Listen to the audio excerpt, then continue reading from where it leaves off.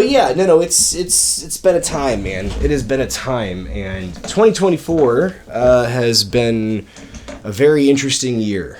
I don't know in terms of like how you feel productivity wise, but I've been, doing whatever the fuck I can and just fighting a battle, I feel like, I caught myself saying yesterday on a different podcast, I do a recovery podcast, that I really wanted to grow my career and make more money, basically, in 2025. Don't we all? But then I realized, having said that, that's not really what I'm about. Like, the money's a tool, it allows me to keep, to be able to put gas in my car and to go out and to be with the people that I want to be with.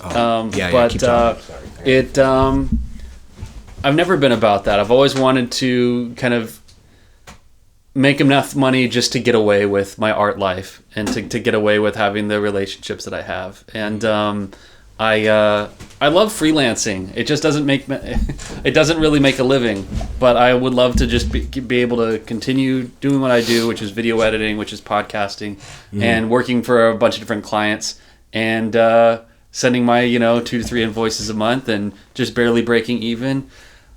It's just that my girlfriend, I think, would like it if my sights were set a little bit higher, but that's a very delicate dance that I'm doing. But as far as so I was wrong on the last podcast. I'm going to be right on this one, that I just want to be true to myself. What was I want to work harder. The last podcast that we did, or the last? No, the last podcast I did. You did just now, like right, my podcast, Emotional Sobriety Podcast. Yeah, where we were all doing our end of the year postmortem. Oh, I see. And kind of like this, yeah. Yeah, exactly. Yeah, exactly. But I'm getting back into a daily writing practice. That's something that's more thematically in line with what you're about. Right. Is that I am a screenwriter. And I think it's funny, my girlfriend finally asked me the other day, have you ever sold anything you've written? I'm like, no, of course not. Who does? It's always been a dream of mine. But, I met a novelist. I was at a AA retreat recently, and I met a guy who's in recovery as well, and he's a professor at a college in Arizona. I think he might be Arizona State.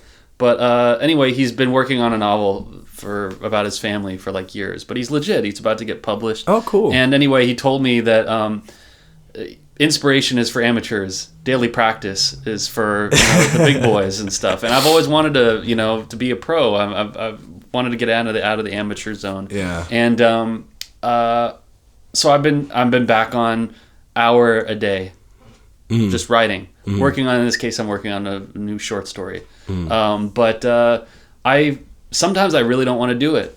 No, I know that. But I'm trying to basically, it's just like with all the other things that are important to me, with exercise, with sobriety. You fucking do it every day. You have to, right? And the hope is that eventually you push through that pain barrier of just not wanting to do the thing, and then you just start doing it, and it becomes automatic.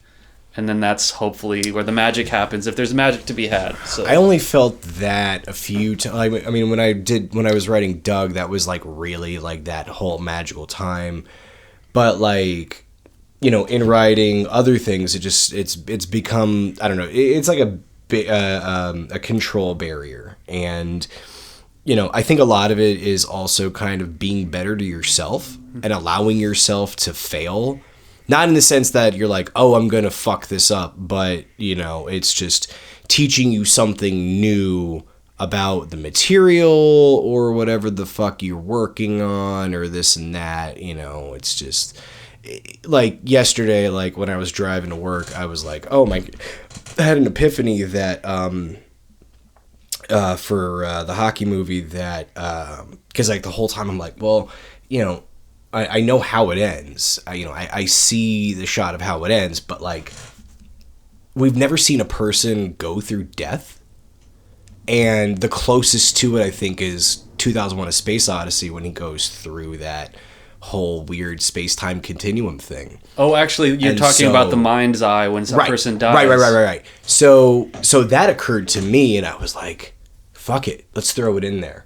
Because I'm never going to have an opportunity to do that ever again. Like, all of this, like it's just like now all I want to do is just everything that I couldn't do before because I just wasn't sure, or, is this the right way to go? Is this where I want to do that? But now I'm like, yeah, this feels correct. This feels right. Like, even though it's out of left field, you know what I mean? But it'd be really cool for all of a sudden people be like, what the fuck is he, like, what? You know, like, what is this whole thing, you know? And I think that's really one of those things that you just stumble upon. You can't force yourself to come up with those types of ideas. You kind of have to just cultivate them from absolute hell, depression, misery, and go from there. You do seem kind of perma-inspired a little bit. You remind me a little bit of Kevin Smith, because Kevin Smith also smokes weed, and like but it's just like, but it's like a thing that's just every day. He has it with his coffee. It's like, you know, let me just purge whatever the ideas are. He's a different type of stoner. Is he? Yeah. Because it does seem conducive to your creativity. Well, for me, it's like, hang on, I'm gonna fix this real quick. Sorry about my chair, by the way. It's a little bit creaky. No. I don't give a fuck about the chair. I'm just looking at the background. Yeah. There we go. I need to get better with the backgrounds. All right, ADD done. See, for me though, it's more about I don't really think that the inspiration is because I'm getting high. I think the inspiration has always been there, but it takes some finessing to kind of like redefine. You know what I mean? No, I wouldn't say it's because of the weed, but it's more like Hal Ashby. You know that director, Hal Ashby? Yeah. He used to smoke joints like when he was working all the time, and it was just like part of, or Seth Rogen. Mm-hmm. Yeah, oh, for sure, yeah. Classic, yeah. No, Hal Ashby is kind of more or less who I identify with, you know, on a spiritual level, I think. Even with MIA, like it's been taking me several years to pin that down, and I'm glad I didn't publish it yet because it's not ready yet. Like, there's editing mistakes in there that I didn't realize until I was on a plane analyzing it. And now I feel like the more linear approach is the better way to go, but a lot of times it's like you don't know what you're doing. You know, and even on this list of movies that we're going to talk about, I don't even think these guys knew what the fuck they were doing, you know? So, I'm excited to talk about your list. Yeah, 27. I actually did pretty good this year. 27 movies? 27 movies, yeah. And that's movies that came out this year? Yeah. All of them came out this year. Minus the exception of one, technically. So 26. One was a re-release, but, you know. You're better than me, because I... No, my buddy's seen... My buddy... I know people who've seen like at least 100 this year. But a lot of them are older movies from like I've seen a lot of older 50s. Yeah. So that still counts, but you know. But I want to talk about the movies that came out this year. Be happy to. Yeah. Did you wrote down some, right? Yeah. Well, I've got most of them in my head. I think I can remember. Are they in them your all. phone that we're currently? Yes, they're in the phone that I'm looking at right now. That we're shooting with. Yeah. My bad. One of these days I'll have a fucking GoPro. Well, how about this? You give me one of your movies, and I'll give you one of my movies, and we can kind of see how far that'll take us. Yeah, I mean, I started out very early. I know we've both seen a couple of them, but the first one that I saw this year was a A24 movie called Problemista. Oh, that I don't think anyone's ever fucking seen. What is it? It's an interesting. I don't know how independent it is, but it has that flair, you know, of a kid who is he's like one of the dudes who writes on SNL. I guess I don't really remember his name, but he's like trying to. He's an immigrant in the United States. He lives in, obviously, New York, you know, classic. Yeah. But his mom is in South America. I don't remember where, Guatemala or something like that. But he has to basically get a visa. And the whole movie is about him trying to get his visa. And and really he goes through job after job after job after job, and it's just like the deteriorating madness of somebody who's going up against time and their struggle of trying to become, you know, basically the American dream. And could not be timelier, you know. Right. With all this talk about what is the H-1B visas? That's in the news a lot now. But I mean, no one's ever seen this fucking movie. But the thing I loved about it the most was that, you know, they did a lot of big swings with like little things like Craigslist as a character in this, like an actual tangible character personification. Yes, and it's the funniest shit ever. And it's just like you know, he's just like, oh, well, I could do this. And then Craigslist is like, but what if you were the cleaning boy? You know what I mean? And like these little things, and like Craigslist, and the whole movie too, I think because the kid is like actually like, you know, LGBTQ, you know, ally or in the community. And the whole thing has just gotten that feathered everywhere. So is it like Sorry to Bother You, or is a little this kind bit. of magical realism kind of thing? Yeah, because I really dug that movie, and I guess he's had another one out. What's his name? Boots Riley. Boots Riley. Then. Yeah. I think you might have watched it. Or I have not seen anything he's done. I know that he has. I think it came out last year, but we're on this year. So. But yeah, Problemista though. Yeah, it's a good one. I'll check it out. We both saw Dune 2. Which ruled. I just loved it. I loved it. I saw it a bunch of times on IMAX, and I think I saw it 2 or 3 times. I don't remember how many.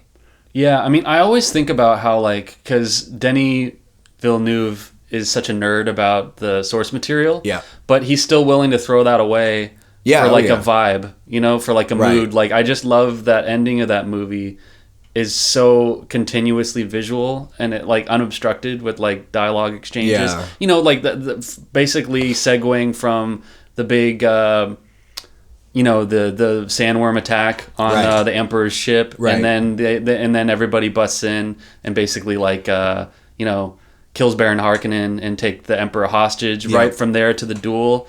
But it's just that you're just gliding through all this like insane like plot escalation and like, you know, character changes and stuff, but like it's amazing like how streamlined it all is, and how like it doesn't over explain itself. It actually under explains itself, but like it doesn't matter because we're locked in, you know.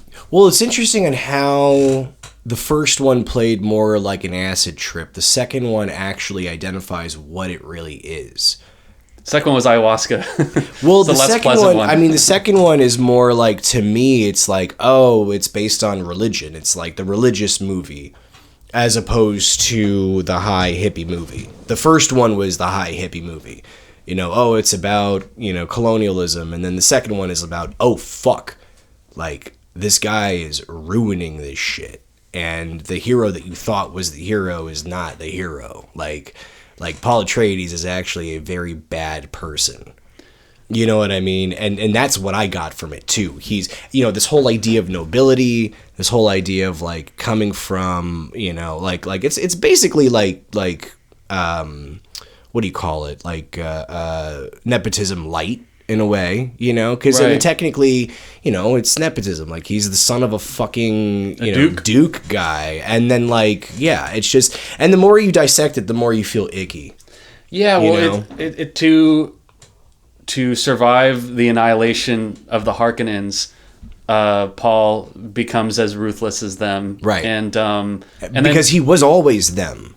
Yeah. They were always, like, that's... And when you realize, oh, we're not so different. You know, like, we're not so different from the bloodlines. Literally, like, shared. And then you talk about the conflicts that are happening now. You know, Israel and Palestine. Like, they're not so different. Well, you know, it's just the same fucking story. It's the same type of thing. It's all based on religious context. You know, and the fact that it's you know, there's 10,000 years of nothing, which technically 10,000 years of peace, I guess. And then this idiot is born. You know what I mean? Like, I don't know. It's just it's interesting because, like, the more I think about Dune 2, the more I start to go, okay, yeah, this is a movie about, you know, feudalism and peppering in some capitalism here and there, but it's really about the world is not so different. You know, like, nothing is so unique and you know what I mean? Like, yeah. Well, I really identify with Chani in the movie. I couldn't stand Zendaya. Really? See, some people don't like her performance, but to me... It's too flat.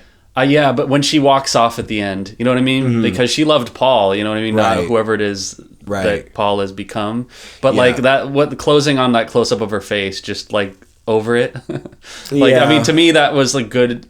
You know, situating like in our context, you know, it's like we're just... we're done with this political regime. That's literally us. And I'm excited for the next one, but I hope they spend a little bit of time away from it so that these guys can just grow into themselves slightly, you know? For better, just to broaden it a little bit to like what's going on with the industry, it seems like we're getting back to the way things used to be with sequels, where like they're not just going to be cranking them out like every 2 years anymore. It looks like there's going to be like a healthy breath of like 5 to 8 years in between like these massive cool. kind of and I think that's for quality control at a minimum. I think that would be the best. Of course we want, to huff up every one of these movies we can get. If you were guaranteed employment within that amount of time, like you were just guaranteed employment, you didn't have to worry about like, oh yeah, I'm shooting Dune fucking 3 in 2027. Mm-hmm. But then you could do whatever you wanted up until then. That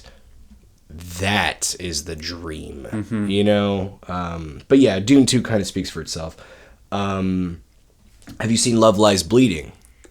Fuck. I've got the 4K sitting at home, and it's been sitting there for a really long time. And I saw the trailer for it, and I was just like, this looks like exactly my shit. It looks like neo-noir, it kind of lesbians, bodybuilders, like, dark, just bloody. It looks like all my kind of particular fetishes. Yeah. But I never got around to watching it. But was it as good as that trailer?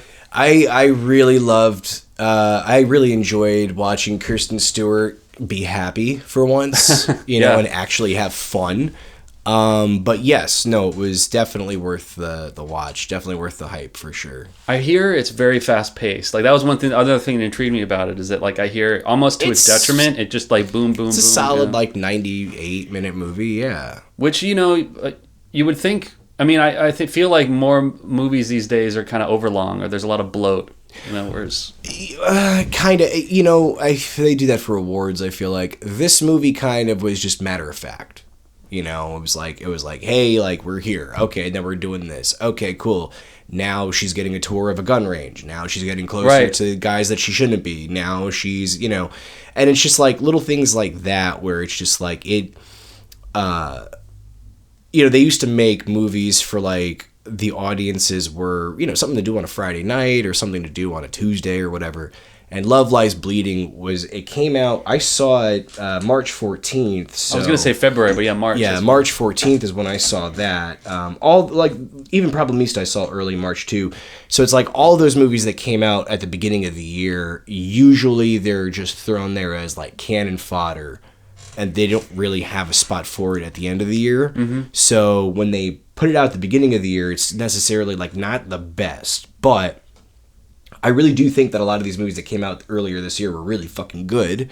Not the next two that I'm going to mention, but they had their place. They were worth watching. You know what I mean? Like it's not just a Netflix movie, right? It's a movie that you can enjoy as a guilty pleasure, but you don't have to think too hard about it. Sometimes you need those. Yeah, oh no, absolutely. Yeah, that's easy. You know what you're getting yourself into, I was going to say about Love Lies Bleeding. Okay, so these markers, duffel bag full of money, 9mm, old Cadillac, and then like some desert, kind of Ed Harris with the bad wig. Yeah. Like I just saw those images and I'm just like, that's who was really fucking amazing in it though, and probably out of the whole movie, they're never gonna get an award nomination, but who deserves credence for it is Dave Franco. Oh, he was fantastic in his small little role in that. He was fucking fantastic, but it's like a modern day Thelma and Louise. That's what, basically, just with lesbians, like actual like chicks who are gay for each other. Like it's like perfect for them. They're literally gay for each other. Literally gay for each other, as opposed to this implied sexuality that they couldn't do in the 90s because they didn't know what it was. Yeah. But no, they were all good in it. Kristen Stewart was fantastic in it too. But like again, not really an awards contender category movie. So but fuck the awards, right? Like I thought it was good, as opposed to Knox Goes Away, which who really liked that movie? I didn't see it. My dad fucking loved it. Did he really? Yeah, because Michael Keaton, right? It's like a direct. Yeah. But why did he like it? I don't know. Like, see, me and him both really like Elmore Leonard, and we like kind of inglorious like crime story about small time crooks. You know what I mean? Like a lot of crime movies tend to be pretty like elite and expansive in terms of like the kind of crime, and the kind of heists or whatever that are charted. But sometimes as in the Elmore Leonard stories, it can be nice if it's just like some like not even the big city, but like some suburb somewhere or some shitty little town, you know, where there's like some crime or there's a murder or whatever. I could dig that. So is that what it is, kind of? For the most part, but it takes place here in Los Angeles. I mean, it's a good LA movie, but it's not the best movie. It's not very, it's like, you know, for very tiny, but it's worth watching. I don't know. Keaton is fucking cool, though. Well, he's always cool, but like, you know, it's one of those things where he did a good job with the idea of dementia. Oh, so he's wow. Yeah, it's a double entendre thing. Yeah, it's like he's going away, but he's like also like a hitman who's going through like some sort of early benign Alzheimer's. Wow. And it's one of those things where it's just like, oh, why do I have this gun? Oh, that's right, I remember. You know what it's I like mean? Memento. He's like, a little bit, I'm chasing him. Now he's chasing me. No, it's a good little thing, you know. So, but you know, it wasn't really that strong of a movie. I saw it with literally like 5 other people in the fucking theater in like a March afternoon. Did you see The Merry Gentleman? That's the movie that Michael Keaton made like a few years before with Kelly MacDonald. But he also does he play Hitman in Knox Goes Away? Yes. It's funny because he plays a hitman in this other movie too. It's like, that is funny, whenever Michael Keaton goes to sleep, he just did he direct that one, or is it just... Oh, really? Okay, interesting. No, I haven't. I didn't even know about it, to be honest with you. So. Yeah, he's got the most expressive eyes. Like Keaton on screen, like those very like, you could see why I think Tim Burton wanted him as Batman is because there's a lot going on, you know. And I don't see that with him, but I respect it. Yeah. You know. I don't know. I think it's like the art of doing nothing. Right. You know, and Cage has that. You know, they just don't do anything. Cillian Murphy's probably the best at doing nothing. God, yeah. You know, I mean, really, it's just like, fuck, man. Have you seen the abomination that is Dogman? No, not Pool Man, right? Because no, that's on my list too. Okay, because I love how much you like Pool Man. I love Pool Man, but Dogman was... Oh, that's Luc Besson, right? Yes, and he has gone off the fucking deep end. Well, yeah, I mean, he's got some charges now. He's like... Does he really? For what? Well, so he got... I think he got accused of rape, or he had to do some kind of rape trial in France, I think. I mean, I don't know. There's just so he's like Roman Polanski now? A little bit. I mean, these are all allegations, so of course it's just all speculation. Yeah. But because of like the Professional or Leon back in the day, and he's just had the waft of like... sleazeball. Yeah, a little bit, you know, but like I like anybody. I love his like movies in the 90s, and you know, I remember in around 2021 at the tail end towards like, it was like the middle towards the tail end of COVID, this motherfucker lost his fucking mind because he bought like one of like, I don't know, the Panasonic G something. It was one of the newer Panasonics that is a Netflix. Oh, S1H. He bought the Panasonic S1H. It was advertised as a Netflix approved camera. But you know, it's there. What isn't a fucking Netflix approved camera? Like none of that shit means anything. None of it makes any sense. You could shoot on your phone. It's all fucking horseshit. Yeah. So it's a marketing tactic to basically stay afloat and buy more shit, right? But he bought it and started making like these really ridiculously stupid fucking shorts. But I guess he like ended up making Dogman with I forgot it was he was is it Aaron Taylor Johnson? Some guy. Fuck, I forgot who exactly. American actor? Yeah, I think he's an American actor. But nonetheless, it's like they both believed in this project to the point where they wanted to make it. And I respect the fuck out of that. Like, for better or worse, what you're all about, that's what we have to do it. However, the way that they did it was sloppy.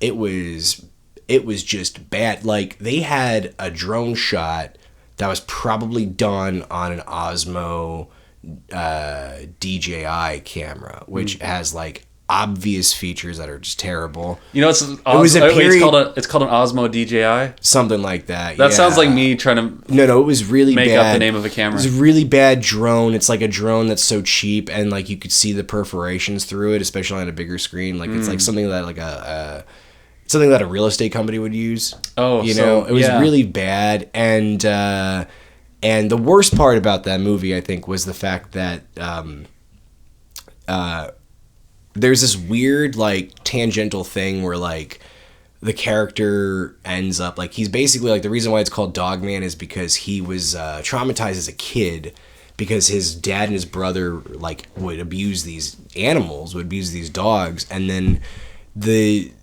main character as a kid just didn't like that, so then they locked him up with the dogs and he became somewhat feral. But then somebody called the cops on the dad and the brother, and the dad and the brother ended up committing suicide. And the funniest thing about it was that it was just like out of left field, and I was like, what the fuck is this? Like, what? You know what I mean? It was just like, it just felt like a movie that was made out of anger, but the character, like the main actor, believed in it so well that he was just like, no, this is art. And I think that they just were kind of like up their own ass, but they were happy they were making stuff. They were happy that they were employed. So that I can't really shit on too much. But the execution of the movie was very poor. Fast and loose, just the way it was made. That was the problem, right? There were 3 people in attendance, myself and 2 other people. And when he starts going drag, that's the part where we just were like, I don't know what the fuck is happening. This is too much. I can't watch this anymore. Like, it was just too fucking silly. You know what I mean? See, that's why I love you, man. You want a 3 in the audience. Yeah. You're doing your part. Oh, we were losing our minds. I was like, what the fuck is happening? And I look back and I just see 2 other dudes just laughing and cackling like schoolgirls. I was like, okay, I see what's going on here. So, but then I went from Dogman to Monkey Man. That's a good transition. I'm just like I'm batting 0 here. I have not seen that one. You haven't seen it either? No, that's another one. See this? What the fuck have you seen? Maybe that. Okay. So maybe that can be my resolution for 2025. Is see more movies. Is I've been too lopsided. Yeah, see more movies, right? Because like Love Lies Bleeding, when I saw that trailer for Monkey Man, I was like, oh my god, I need to see this immediately. Like, it looks incredible. I'm a big John Wick guy, and I love The Green Knight. So Dev Patel. Right. He's got that lanky build, and like you don't immediately like see him as like an action icon. So seeing him do those moves in the trailer are just kind of like, you know, and such like style, like that the world that he had captured. A lot of crazy shit going on. Yeah, but you liked it though, yeah. I really enjoyed it. Although, you know, I really think that the problem with like, you know, John Wick is very popular here in America. The only reason why Monkey Man actually made it to this country was because of Jordan Peele. Yeah, right. And he watched it. Who didn't do anything to make the movie. He just watched it and loved it. Yeah, and put his name on it. And well, he bought it because Netflix didn't want to buy it. And it made his company a lot more money. And Netflix was like, okay, now we'll buy it. And that's I bet that was a really good commercial decision by Jordan Peele, actually. Oh, 1,000%. Yeah. Because they knew what they were doing wrong, and they were like, oh, no, we have to reverse it. And I'm like, well, it's too late. You don't get that opportunity. Sorry, you don't. You know, you're a fucking greedy piece of shit company that should have been blown up during the fucking SAG strike. Netflix? Yeah. Oh God, I gotta share. You've probably read this article. I just want someone to GTA a fucking. No, I literally just want someone to GTA a rocket launch into that goddamn fucking building. Like, just blow it up. Yeah. Where is the building, by the way? It's right across the street in downtown in fucking Hollywood. Yeah. Yeah, off of Sunset. Just blow the fucking thing to smithereens. There's more people in there, but fuck them. You know what I mean? Like, when they restored the Egyptian theater in Hollywood, and that's the only thing that they did good. Right. But it's so much like I remember I went to see The Killer with somebody when they first opened it up, and we were watching like they opened before the movie. They play a bunch of like Netflix ads and stuff. Of course. And I was just like, this is so much like a ass covering, you know, operation to kind of like tell the people who love movies, like, hey, we're not as bad. We're not contributing to the demise of the artistic parts of the medium, you know? Yeah, we're back to where we were with the fucking, you know, blacklisting days. Yeah. We're literally right back to that. It doesn't matter. Like, we're back to that. You know, we're back to Amazon owning their own theaters, Netflix owning their own theaters. It's exhausting. But Monkey Man, though, like, great story of bootstrapping by Dev Patel, right? Because I heard he had to give up some opportunities, like, and kind of he put a lot on the line of himself. To kind of like make this thing. It's a passion project. It's an action project, but it's also specifically a Bollywood movie, you know. And it's not really like the idea of that movie is like it's for literal general audiences, even though it's R-rated, but people like action movies that are shrouded with this like kind of like love appeal to it, you know. Is he saving a girl in the movie? For the most part. Because I was gonna say it's like Slumdog Millionaire, only he's like, kicking ass through the whole thing. A lot of them are like that. I mean, dude, if you really break it down, most movies are that. That's true. You know, and so, but no, he did it in a way where it was like, you know, good, flashy, you know. I saw one of the fights. Okay, so my dad was watching it in the other room, and I walked in. It was the first big, like, assassination he tries to do. Like, he tries to kill a guy in the bathroom. Oh, yeah, That was a great scene. I was like, it was very extreme. They're all fun, yeah. But he works his way up to, like, the boss guy, and it's this whole thing about corruption and things like that. But it is really, like, you know, it's an interesting idea. It just sucks that people can't make time for some of this shit. Oh, make time to watch it, yeah. I mean, we go back, you know, we were just talking about, you know, our past love affairs and shit like that with people and everything, and it's just like, even those people can't make the time because they got kids or they're doing shit or they're like, you know what I mean? And it's just like, how do you do this? How does anybody do this? You know, like, I went to the Kings game last night. You know, and the only reason I went was because my buddy invited me because he had an extra ticket. But, like, even so, like, going there, the place was packed, you know? All those people wanted to be there, right? When you go to see Wicked, all those people wanted to go see Wicked. But, like, that's the thing, though, is that, you know, for anything else, would they have made that much of a commitment? Can I tell you about one of my movies? Yeah. Okay, so, I was just thinking while we were gearing up for this that if movies mattered more in our current moment, you know, or if movies occupied, and by movies I mean in the theater, you go and watch it with an audience. If they occupied greater psychic space, Horizon, an American Saga, I think it's called, the Kevin Costner movie, would it be super popular? Like, I don't think it's not the type of movie that would get every ass in seats, but I think it would have been like a little mini sensation if like. I mean, but I think the fact that it wasn't and it kind of bombed, you know, is just evidence that like people want Yellowstone, or they've been like trained to want a serialized streaming version of that type of story, rather than what Costner did, which I thought was like this beautiful, like impressionistic. He basically just took every like Western archetype and like fetish, growing up on, you know, the genre, and kind of like, obviously he made Dances with Wolves and The Postman, you know, and Open Range. So like, you know, he's done more normal types of Westerns. But with this one, like, I feel like almost every scene he's introducing a new character with very little like, we're catching them on a moving sidewalk. So like, there's not a lot of prelude or like setup for like how we're supposed to contextualize these characters, or like who they are, where they came from, where they're going. It's all very present tense. And and it's just this like, it's literally an entire streaming series worth of Western crammed into like, I think 2.5 hours or something like that. And that's fucking all executed at a very high technical level. You know what I mean? Did he? Well, because I know he did 2. Did he release the second one right after the first one, or is it coming out later in 2025? Or what? Yeah. Well, see, I think the business has changed because the first one didn't perform well, or like the distribution strategy. It's all the marketing fucking losers. Right. Yeah, they're a bunch of fucking losers that got picked last in gym class. Right. Yeah. Right. Basically. But it was. Yeah, I love the passion in it. Like, you know, I just feel like, good or bad, if the filmmaker just fucking loves it, you're gonna feel that when you're watching it. Well, and, that segues nicely into the next thing I've seen. But I mean, you know, so watch that if you do. Well, about that though, because I remember when it came out, but it didn't look like an actual, like, it didn't have that feeling of like a film. Yeah, I mean, because I think even the movie itself feels like an ad for something else.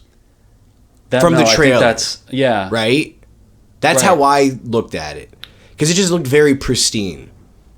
Yeah, well, you know what? It reminded me of the ads. Reminded me a little bit. You know when you go to the movie theater and there's like an ad for an opera? Yeah. Yes. Yes. It looked kind of like that. Right. And I think people are a little confused. It's like, is this like a TV or is this a Yellowstone thing? Exactly. But it's a movie. It's just a very like a uniquely like narratively. It's very uniquely constructed, and you know. But I mean, it's got Michael Rooker, you know, it's got... No, it has everyone... Jeff Fahey, it's got like all these fucking character actors. Oh God, the guy from... Jesus Christ, what was that Chris Pine movie with... Hell or High Water. Oh yeah. Yeah. What's his nut is in it? Well, Jeff Bridges isn't, but maybe Ben Foster's Ben in Foster's it. in it. Yeah, I Ben think Foster's so. in it. Yeah. But he's that guy's a wild man. I'll see him in anything. I know you probably haven't seen this one. It's probably cool. Boy Kills World. No. Boy Kills World. Wow, that's a mouthful a little bit. Yo, what is it? It's a fun one. It's Bill Skarsgård's in it. So it's a fun one. Yeah. The last movie I saw him in was Barbarian. Famke Jansen's in it too. Oh, okay. Yeah. It's a very strange little movie, but people were put off by it because of H. John Benjamin. I love H. John Benjamin. What's wrong with him? Well, they were like, oh, I was expecting Bob's Burgers, and I'm like, oh God, you people, fuck off. He's a leftist, right? Oh, I know. He's like a big. I love it. He shows up on like all the shows I watch. Of course, he's the best. Come on, you don't date Sarah Silverman if you're a fucking conservative jackass. Let's put it Sarah Silverman? I'm sure. Yes, nice. Trust me, he's been in that circle for a long time. Even with what's his nut there. Jimmy Kimmel, like that's all the same guys who came up at like in the 90s, but it's just like his voice is iconic. He doesn't give a fuck about changing it and not changing it. He is who he is. But I love how it's famous for being a bad voice. It's by bad I mean it's just so like low effort and like, exactly like oh, I'm just gonna be me, but it's like funny though because like he's cultivated an entire career out of that, and I think something should be said about that. You're not playing the character, you're being you playing a character. Yeah, right? Exactly. I mean, he was never gonna get into the walled city by trying to pretend to be somebody else, right? And like with Boy Kills World, it's all about trauma. And, the main character doesn't speak anymore. So he gets his inner voice from a video game that he played when he was a kid, and it's H. John Benjamin. And it's really fun and exciting, but Skarsgård does a great job with the facial expressions. Oh, so he's the star of it? Yeah, and there's a motherfucker who is not afraid to perform. Oh, God, yeah. And I envy that because I don't know what it means to be an actor anymore. I saw a clip yesterday of him talking about playing Nosferatu, and I thought there was a lesson in there somewhere. If we can make something, let's talk about that when we get there because that's also on the list. Yeah, exactly. But Civil War. I didn't even see that. Jesus Christ. I'm fucking up. I'm like, I'm trying to think of what the analog is, where like everything, and I'm just like, you're the sideshow. But I know, and this is the sidekick. I'm just embarrassed because like I spend a lot of time on the internet still, and like so I know of all these movies. So Civil War, there was a lot of discourse about like, is it a shit-lib movie? Is it left-wing? Mm-hmm. Is it right-wing even? But I figure all that stuff is probably like good for the movie because like it's right. What did you think about it? I mean, it's basically Full Metal Jacket. Yeah. Just in America.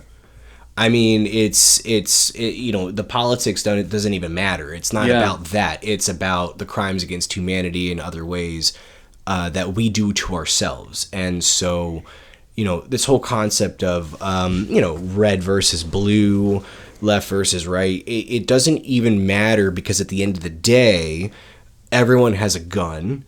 And no matter what, if we get to this point of, okay, we're so divided that we have to literally kill our next door neighbor, that's even worse than the idea of like these motherfuckers, right? Like, I live in an apartment complex and these motherfuckers are like, I know what they're about. Like, I know that they just want to live their life, right? Mm-hmm. But it's just like, who are these people and what is a primary agenda that works for them? In other states, you kind of like know right away where people stand, oh, this person's definitely conservative. This person's definitely more liberal. But with, when you're talking about something that's politically based where it is very much like, okay, there's no real hard middle, right? There's no real like, hey, but we can get by. Rest in peace, Jimmy Carter. He was we could be better to each other. We deserve to be better to each other. Like, this place can be a place of like prosperity. We just have to get there. And I think that's the problem that, this movie kind of addresses, like Civil War addresses, is that like, we can get there, only this dude's worried about his family. This dude's worried about his, kids. This dude doesn't have enough money. It's just like, when I think about California and how long California has existed with entertainment and tech. Mm-hmm. Take that out of the equation. California would probably be the poorest state in the country. Yeah, we kind of assume that it's its own country right now, you know, because I almost said that. Mm-hmm. But given the fact that if you meet people from NorCal, if you go to Mammoth, if you travel to Ontario, they're no different than places like the Midwest. Mm-hmm. Like, the only state that I think that has actually impressed me with their local and all their other stuff, and this is across the board, is Minnesota. That's the only state so far that I've been completely impressed with their whole situation. Everything else is just very modern, very standard. I can't wait to visit. I mean, you really talked it up, and I believe it, and it makes me excited to go to a place I haven't been. Would I move there? No. Yeah. But maybe if there was other things that were there. It's just, you know, I mean, it's such a small area that, like, you know, there's not a whole lot of things happening, but, like, that's the trip of the situation, is that, you know, you don't need a whole lot to get by. But those guys have been doing it for their whole lives, like, you know, and I wouldn't be able to survive those winters, you know. Oh, but at the same time, though, it's an interesting thought where it's like, oh, I never would have thought that this existed here, you know.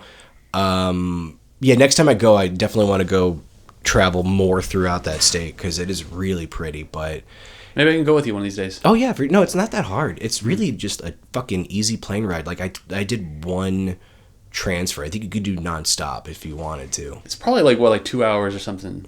Well, you fly into Minneapolis, St. Paul, and then you drive 2.5 hours to Duluth. Okay. And it's like right there on the border, pretty much. Yeah, it's fucking wild, dude. Which I know about because of Fargo. They go there. Literally, that's what people were talking about is, oh, do you go to Fargo? And I was like, wow, that conversation would never happen here. Which it's funny because calling the movie Fargo, it's almost like an in-joke because it's like nobody knows about Fargo. Why would I go The only reason there? it exists in cinema, right, is right. because it's just we need to find a place that's like so out of the way. But getting back to like the idea of Civil War, you know, Alex Garland, he does a great job with like just showing you, you know, a very much like a very condensed indie movie that is just like, you know, hey, we don't have to talk about the politics. This isn't about the politics. If you want to know about the politics, look at what's happening now, but you don't have to understand. Right, it's more about the vibe, the very fractious and violent. Yeah. I mean, really just like, you know, my favorite scene is like when a sniper is shooting at other snipers and, you know, they're like, well, we're trying to kill him. He's trying to kill us, you know? And it's really funny because I'm like, wow, that is cold. That is like a punk song, you know what I mean? But at the same time, they don't know who they're shooting at. They could be on the same fucking team, you know? So that's what's trippy about that movie is that you never know what's really happening. And honestly, too, I heard a few people say it's on their favorites in their favorite list. I think that it is probably on my top 5 this year for sure. But it's down on the list. It's not my top. It's just down on the list, you know?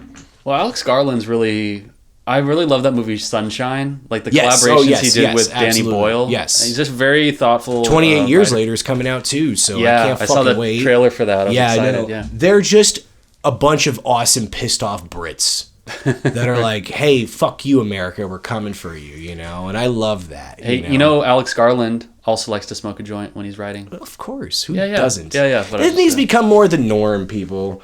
Moving on.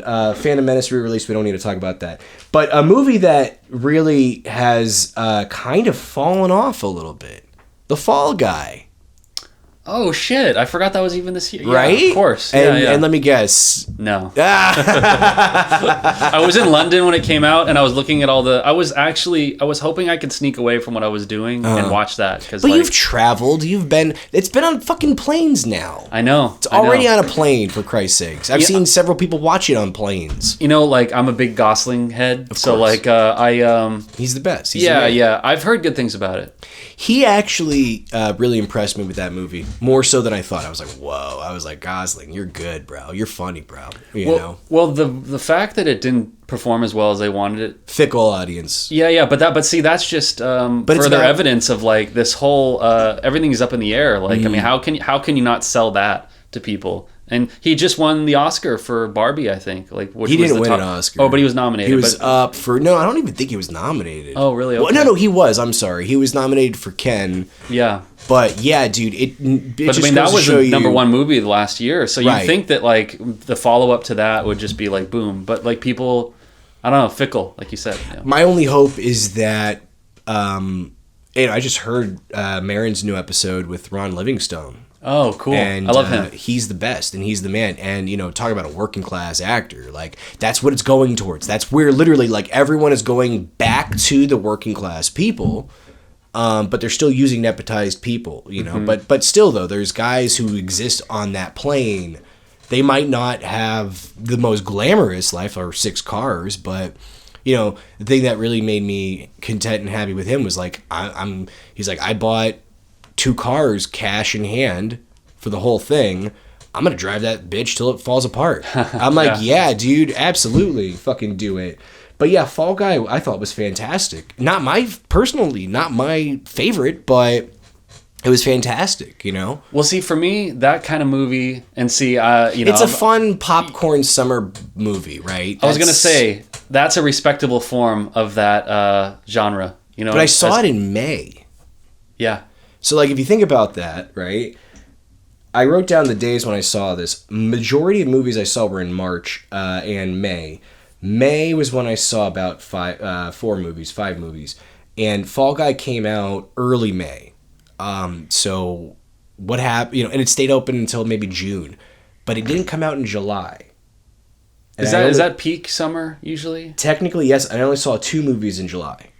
Which ones? One we saw together, and Kinds of Kindness. But I'll get to the one we saw together in a little bit.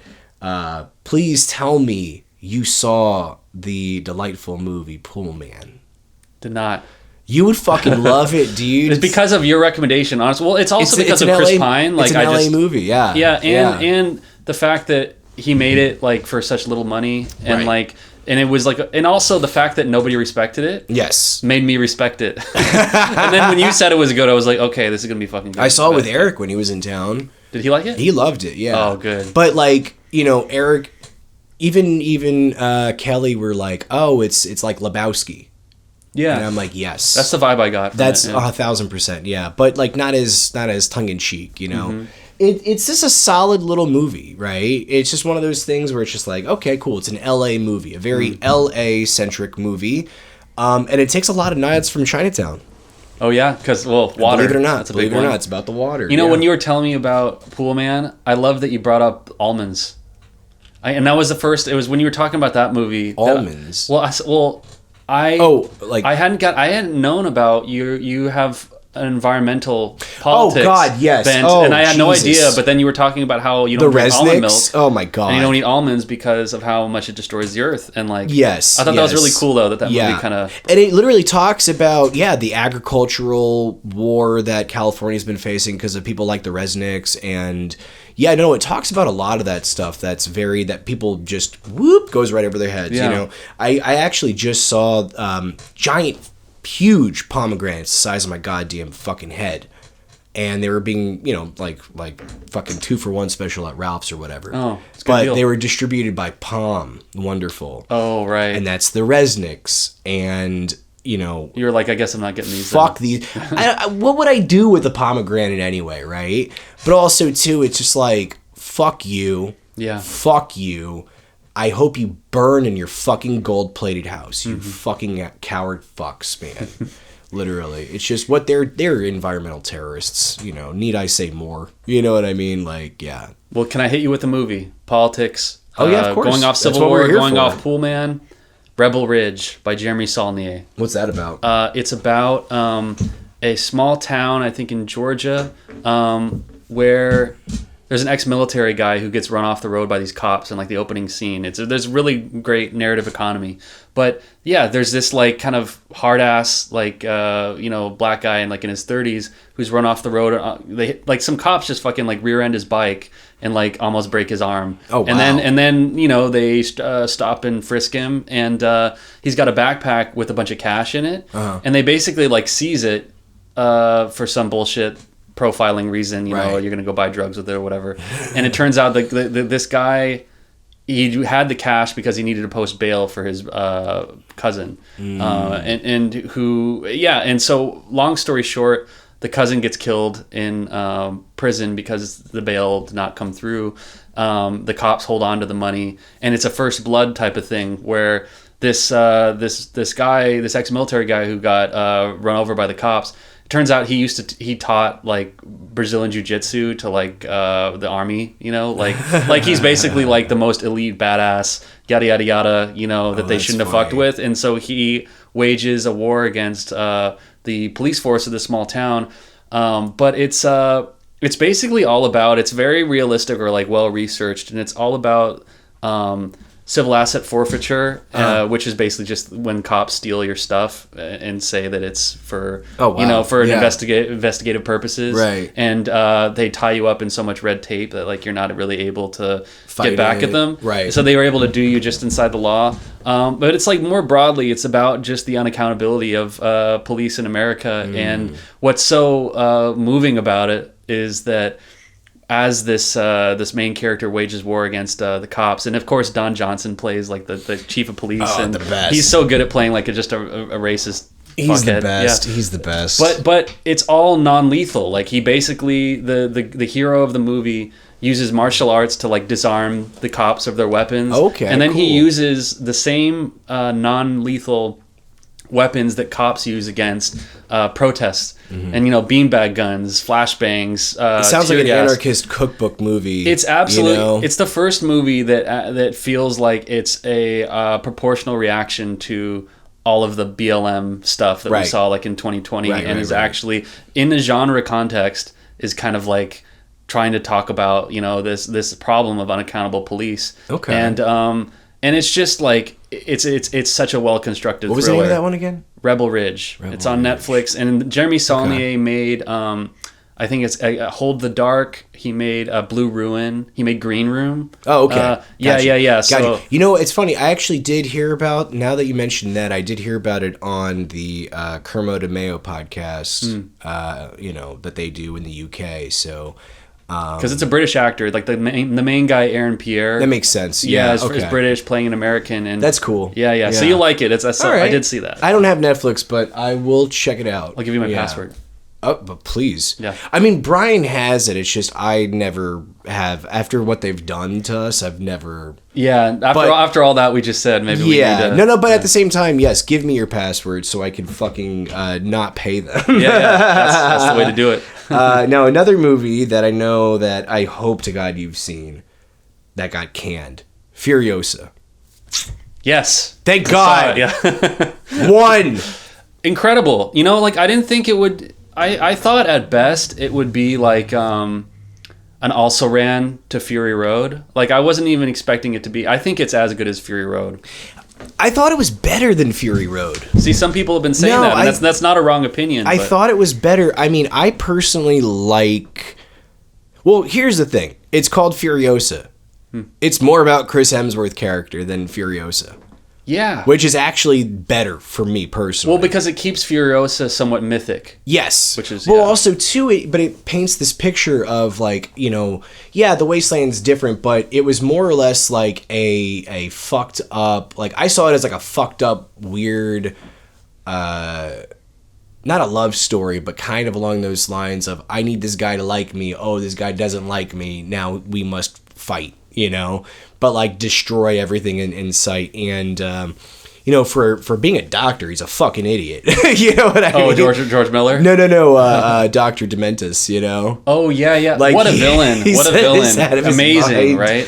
But like, I loved that whole part where like he just shows up out of nowhere and he just like starts talking and he goes, oh yeah, and that's me, you need to work for me. It's all about me. I'm controlling the airwaves. And, and I'm just like, wow, you guys are out of your minds, But, very much like if there was any gumption with people, Chris Hemsworth deserves some sort of nod for that character because it was the best I've ever seen him. No, 100%. I mean, he should be nominated. It's a brilliant performance. Like, it's just the movie got fucking destroyed by people.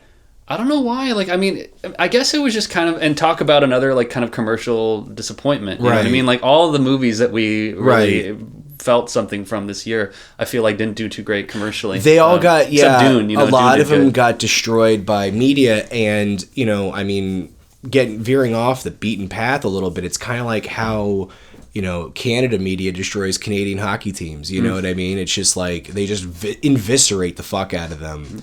And I think that the same happened with these movies, where it's just like, oh, you didn't like it? Well, don't worry. 70 million people didn't like it either, or whatever. Or it lost money at the box office. I mean, if we're really equating, box office success or like a movie's success based on monetary value, we're doing something very wrong. Because I thought it was a fantastic movie. I thought that it was fun. I thought that the first story of that whole thing, where it's the mom trying to get at the bikers, that was I love the that most scene. insane sequence I have ever fucking seen.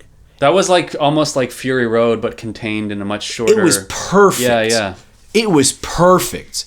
She was beautiful. I don't know who that actress was. She was fucking gorgeous. Yeah. I was like, give me that chick. Yeah. All day. All day. And of course she's a fucking supermodel. But naturally, give me that chick. But yeah, no, she was fucking brilliant. George Miller did a fantastic job, but yeah, they just fucking destroyed it, and I enjoyed the fuck out of it. I don't know, the story was definitely not what I expected, but I didn't know what to expect. I just didn't, Anya Taylor-Joy is whatever she is. Looks like an anime character. She looks like a drawing, like just with her big eyes and everything. Like she's just, I can understand why she's become such a icon in such a short amount of time. But it's almost like they make these like commercial, like corporate decisions for them. Yeah, well, I mean, I'm so glad that she working with a legit master like George Miller. And I mean, I did you hear that she was disappointed with like maybe that she wasn't in as much of the movie? Yeah, that might not be. No. That is where I'm coming from. It's like I feel like that is just capitalism talking for her. Exactly, because I think she's missing the point. Yes. Remember when the Irishman came out and there was that like controversy over like Anna Paquin not having enough lines? But it's like, no, it's not about the lines. It's not about the screen time. It's the impression. It's like if you're in the hands of real artists, what I mean? Like you can look. I mean, Heath Ledger wasn't in The Dark Knight that much. But it's seared into our imaginations. Like, I think that's different. I mean, trust me.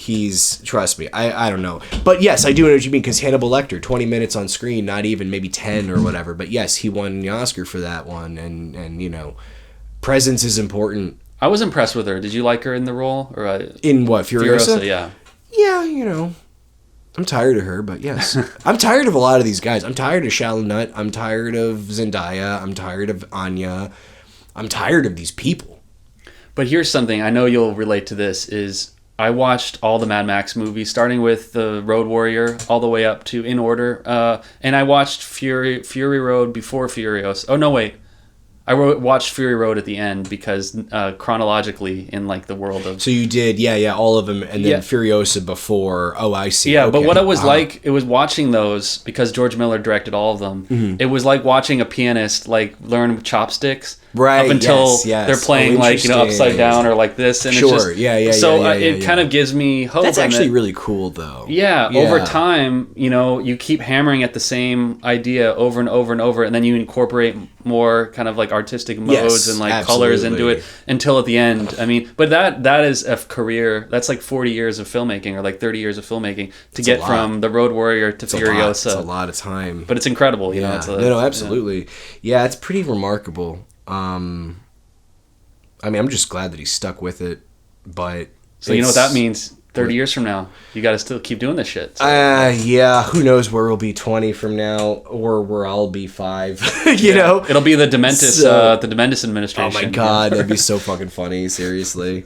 A movie that I absolutely hated this year, Kinds of Kindness. I don't want to talk about it for longer than 2 minutes. Yeah, let me watch some Yorgos, and then I'll come back and we'll. Okay, yeah, that's fine. That's fine. It was awful. Because you loved his previous movie. Yeah, of course. No, That always sucks when like a director does a movie you fucking love, and then follows it up with something that's just like the inverse of that. I mean, I liked The Lobster. I really enjoyed The Lobster. I enjoyed Killing of the Sacred Deer. I enjoyed all of his other movies. I thought that Poor Things was obviously the top of his movies. You know, that's him being Orson Welles. But Kinds of Kindness was literally just... You could have literally just put that fucking thing on YouTube and called it a day. Like, it looked kind of like that, honestly. It didn't need a release. Just throw it on fucking YouTube and call it a day. Like we have to do with Destination Hollywood, which is now on YouTube. Guys, if you haven't seen Destination Hollywood, go for it, please. It's on my YouTube, but... It's awesome. Watch it. I appreciate that, yeah. My roommate actually just watched it last night, and he loved it. So I was cool. like, thank God. You know? But, like, you could have put it on YouTube. It would have been the same fucking response. Nobody cared. Snooze fest. I hate it when I walk out of a movie and I hear people go, that was all right. Literally, no shit. The same thing happened with Nosferatu. Swear to God. Oh, people were just like, really pissed me off. So, Long Legs. We've seen Long Legs. Yeah. What did you think about Long Legs? I was just describing to somebody. I love Silence of the Lambs, and I think my what scares me, or like the horror that I find interesting, is more secular, and it's not as occult. Right. You know, and I think Long Ledge was a bridge between the secular and the occult, because it was like, sure. you know, it was deliberately like trying to evoke, you know, kind of like the Thomas Harris, you know, serial killer, FBI kind of procedural aspects with like something from the beyond, you know what I mean? That's like, and I thought it was very interesting, but it didn't get under my skin in the way that like Silence of the Lambs did, to use an example, or, you know, but I love Nick Cage. So anytime you try, and then with this, it's really kind of like a slasher villain that he's trying to play. I mean, it's more than that, but like, you know, he's like using this insane makeup, and like, you know, he's doing a very stylized performance with like a weird voice, and Anyway, I just loved seeing him try something new like that. No, he was great in it. It's really one of those movies where like that definitely was a, oh my God, what is this shocking kind of thing, right? Yeah. When it came out, but it's so, you know, very direct, you know, super transparent idea, very simple, you know, and then if you follow it up with his next movie, which you've seen, with Osgood Perkins' next movie, which I think is awful. Yeah. Oh, yeah. You didn't like it. Oh God, I fucking hated that movie. Isn't there something about a monkey? It's literally called The Monkey. It comes out in February. I just hated it. I was like cringing on my seat. I was like, wow, to go from Long Legs to that is a stark contrast. And good for him to like do that, but like it wasn't good. It was like Dogman. It was very just up your own ass. You know, pretentious fucking idea, and you know, it was just made for money, you know what I mean? But it's not going to make anything. Literally, the lady who was like, it was like a law firm that put it up, and the lady was so excited that she was like excited to hear people talk about it. And I'm like, boy, what could you say about this movie? Like, it was bad. It was bad. My buddy who I went to go see it with, plays on my hockey team, he was like, I don't know. He's like, I don't really see a whole lot of movies, but that was awful. I was like, I know, right? And we should have had him on the podcast. It's another person who doesn't watch movies. We both had the same idea. I wanted to have Brian here, but he's at work, so unfortunately. But he would have a lot to say about these types of movies too. That's a separate episode, I think. But I got to tell you, by the way, so my girlfriend got me for Christmas a AMC stubs, or like an A-list membership, so I get 3 movies a week. Thank God. So it's the only way I was able to see any of these was through the AMC A-list. And I think you were telling me about it too, right? So this time next year, I'm gonna have seen all that shit. You better have. Yeah. Seriously. Like, I don't know, Twisters. I saw Twisters because the AMC A-list. I thought it was silly. You know, okay, so briefly, did you hear the director actually considers Twisters like a very personal film for him because of tornadoes he grew up with? Well, yeah.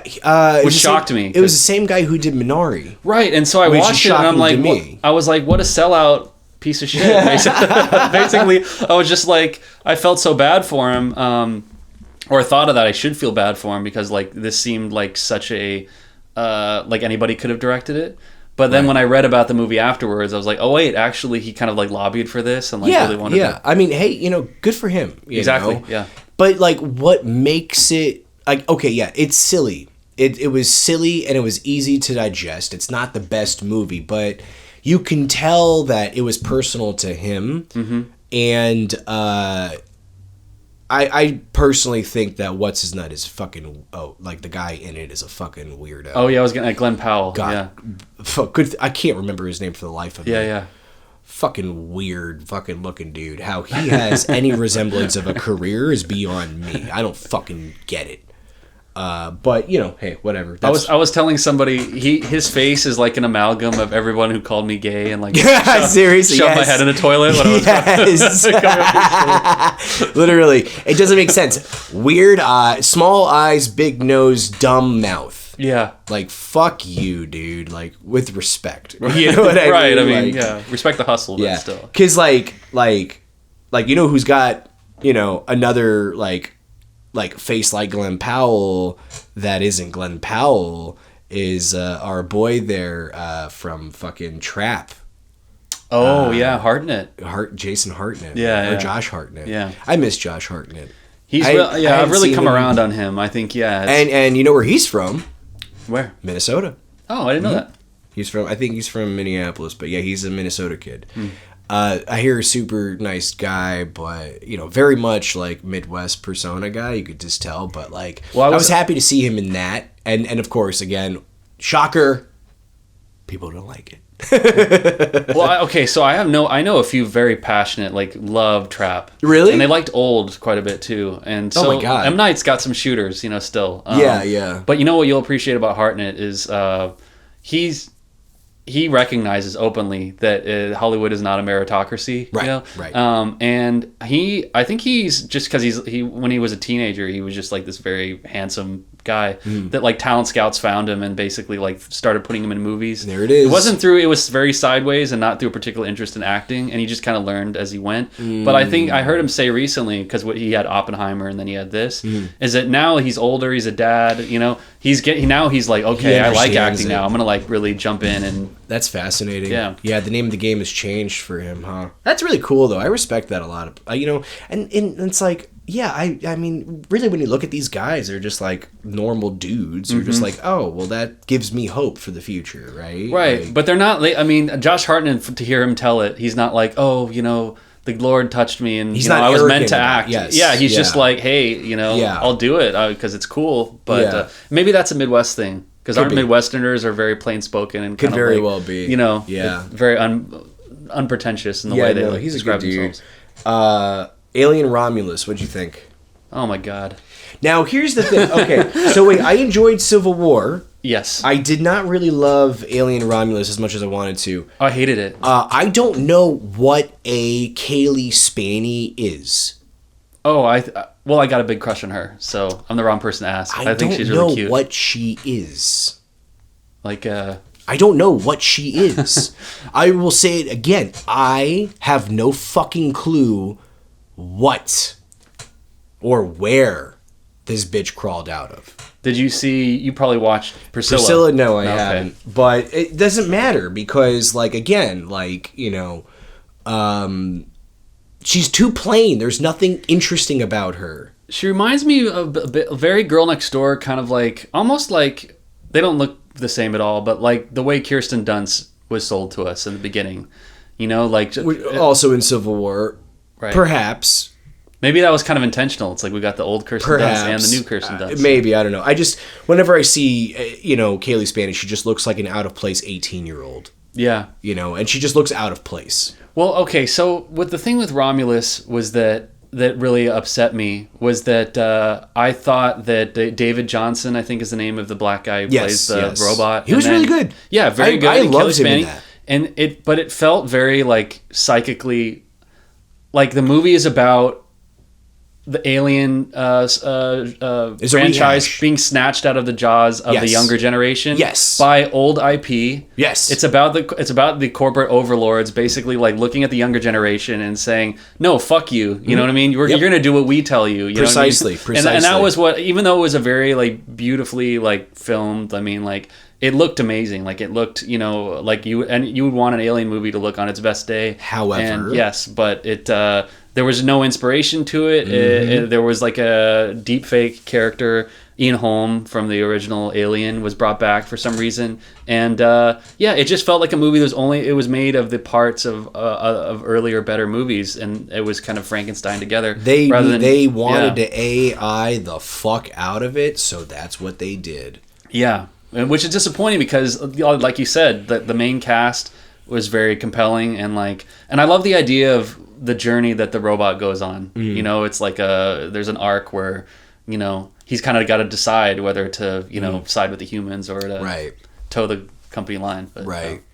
Yeah, I don't know. I didn't like Alien. I didn't like Beetlejuice 2, so I'm going to skip Beetlejuice. But Alien Romulus was a little disappointing. I remember going to see it with my buddies, and we were just like, oh boy. You know, but it was cool though. Yeah. I wanted to love it too, but like when I realized that, you know, it was the same ending as the first one, I was like, okay. Well, the thing is, we've seen that movie before, where you're kind of soft remaking an older movie. It's like I've seen that movie before. Yeah, they just rehash everything. Yeah. You know, there was actually a funny Nirvana song that Kurt Cobain wrote before Nirvana even broke out. It was just called Rehash, and it's literally just him going rehash, and literally it was playing in my head when I was watching it. I was like, okay, yeah, this is just a rehash. You know, it's not a rehash. The Substance. Oof.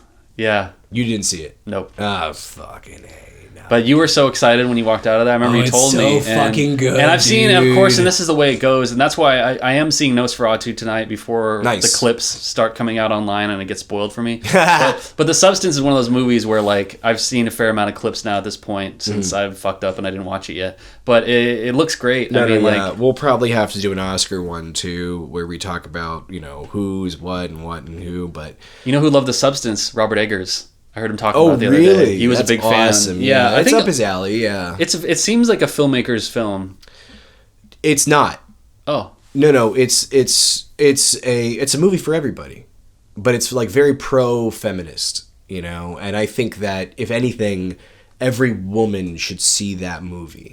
Because it talks about the beauty myth, it talks about imperfections, it talks about everything that we already understand and know about. Okay. This is how people carry themselves in the life they live, but also how hard it is to be perfect.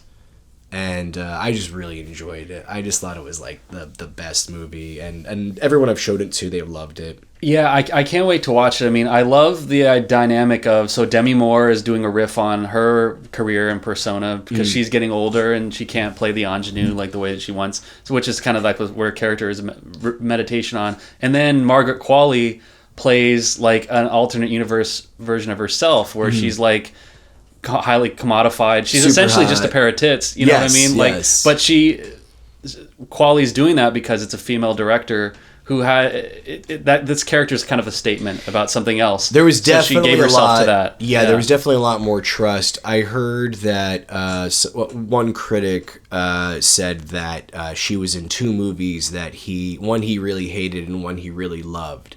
And the one he really loved was The Substance. The one he really hated was the Joel Coen movie that came out earlier this year. Oh, yeah. I know. Drive Away Dolls, right. Which I would never go see even if you fucking paid me to go see it. Yeah, because it just seems like an old man yelling at cloud movie.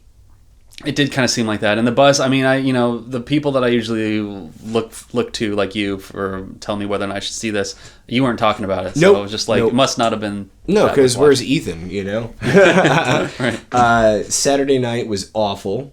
Yeah. We won't talk about it. Wild Robot was very impressive. Oh, the animated movie. I thought it was very impressive. Yeah. See, it had me tear up a little bit, and I don't normally go to see animated movies. But you're doing your diligence, see, because we should all, if we're aspiring to make these things, we should watch animated because it's it's part of the mix. The thing about Wild Robot that I thought was very interesting was I thought it was on its way out when I went to go see it. Turns out it wasn't even released everywhere yet. Oh. Yeah. Oh, so you saw like an early screening? I just saw a screening of it. It wasn't anything special. It was just a matinee, and then all of a sudden, like I tell people about it, but yeah, it hits close to home for me in particular because it's all about like just family and motherhood and shit like that. But it's a very it's a good movie. It's just good. It was a good wholesome idea. And it has a lot to do about just life in general, and it's just really kind of like one of those. Yeah, it's a good wholehearted movie. Like, The Substance is another good wholehearted movie for a different reason entirely. The Substance plays like a perfect movie in the sense where it ends where it started. This one kind of like Wild Robot does its thing. It does it to the best it possibly can, but the resolution and how it ties itself up is poignant to the point where you're like, oh, okay, like, you know, I get it. Like, I understand, like, you know, if a robot or anything cold like that can feel some sort of love, I get it. You know what I mean? And that's kind of what felt like, that's what felt important to me, you know, personally. I gotta check it out. It came out of left field, man. A Different Man was really good. Yeah, and I know nobody saw that. So I saw the other Sebastian Stan movie from the year, though. Oh yeah, tell me what you thought about The Apprentice. Loved it. Yeah, because I don't want to watch. I didn't see it, so that's something that I didn't see. No. I like any of us. I'm sick as fuck of Trump, and I was gonna try to get out of not watching it, but then I started hearing from like friends of mine that really like film, and they said it was just a really good film, and that the performance was stunning. And these are people that are like-minded leftists who like. You know, you see enough satire of Trump every time you turn on the Colbert Report or whatever, and we didn't want any part of it. But it's just a very, it's an important document, and there must be a cinematic document. And the only story to tell really about Trump that any of us should be interested in is the origin story. You know what I mean? Because everything that happened later, like, you know, the actual, like, the one-to-one relationship we've had with him as a figure ever since birtherism in 2012. Right. You know what I mean? We know that story, but it's everything that led him to that point. And this is all about the formation of his political identity, coming up out of real estate and working with this lawyer, Roy Cohn. Who's just a fucking monster. Yeah, who's like a conservative zealot. And it's a very interesting dichotomy, Roy Cohn, because he's gay. Him. Right, he created him, but Roy Cohn is a very gay, like... It's that whole conservative thing of rules for thee, but not for me. You know what I mean? And the exercise of power, you know, power is its own reward. And to those guys, what democracy is if you have enough money to buy it.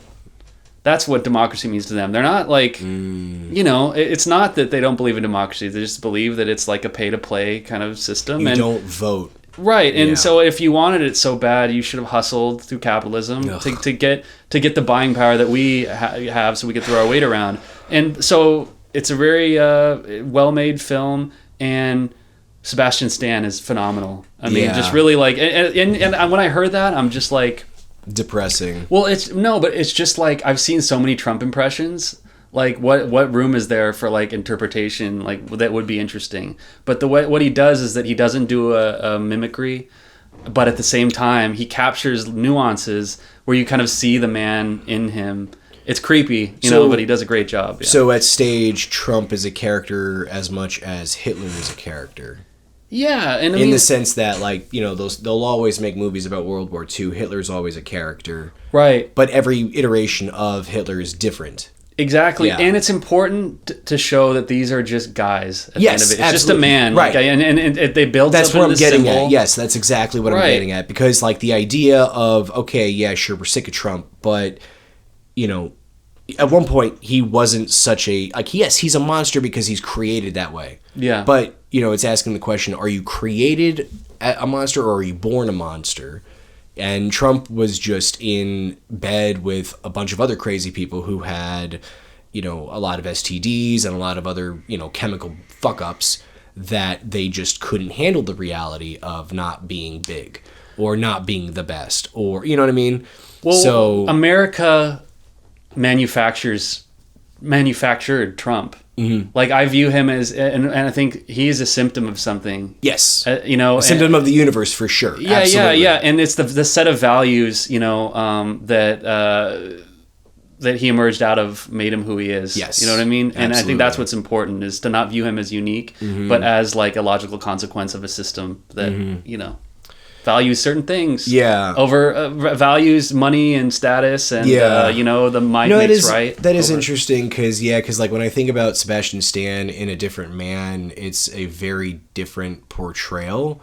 And I think he did both of those back to back. or something like that. Didn't know he had it in him. Yeah, no, he's good, man. He's, again, but like A Different Man is one of those that nobody really saw, and it's sad because it was shot on film, very poignant idea. It looked like beautifully like shot, like from the stills and the clips I've seen. It was done on like 16 millimeter. Oh.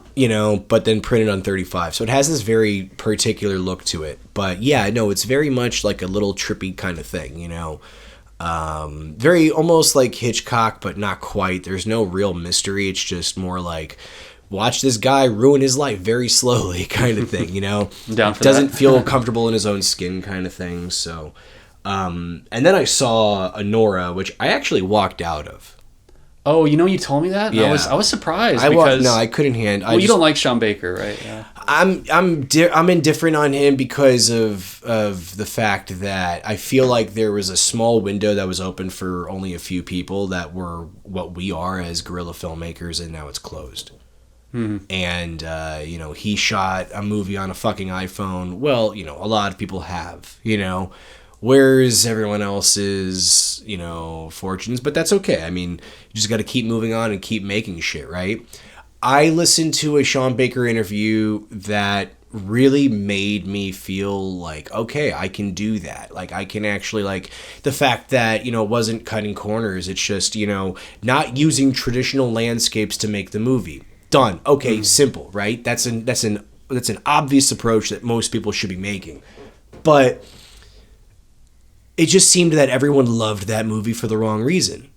It's like they didn't know what sex was or what love was or what. Right, it's the titillation, because the way they sold Right. the movie is through her, this beautiful woman. I mean, that sells. And, and then sex work. And the movie is called Honora, not some fucking piece of shit Russian guy that they're looking for. Sorry.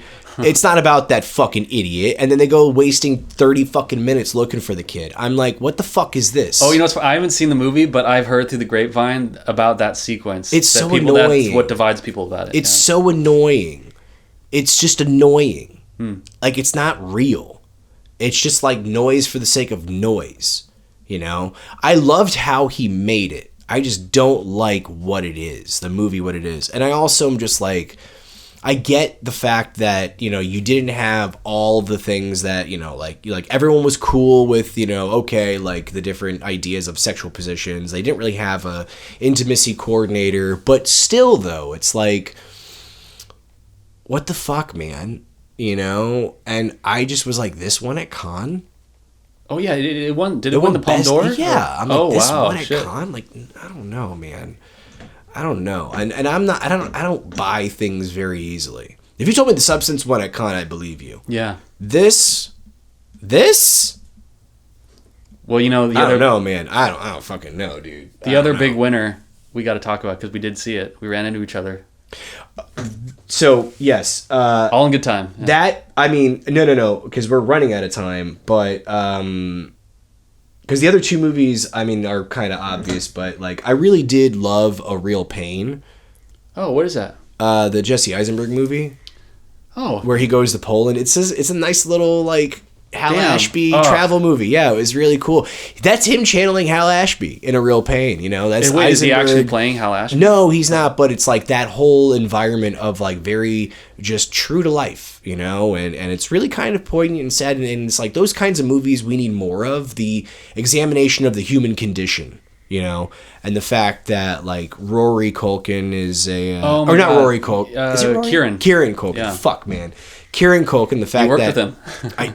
I met Max C. I met Macaulay. Oh, Yeah. You did? Yeah, I delivered him wine, but he goes, don't worry, it's for cooking. Oh my God. Because he's sober. That's hilarious. Oh my God. But no, I met him. Kieran, I didn't work with Kieran. Oh no, I did on the fucking Succession.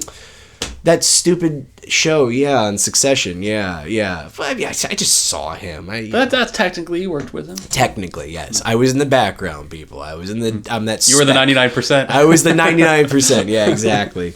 But no, I really enjoyed A Real Pain. I thought it was a nice examination of the human condition.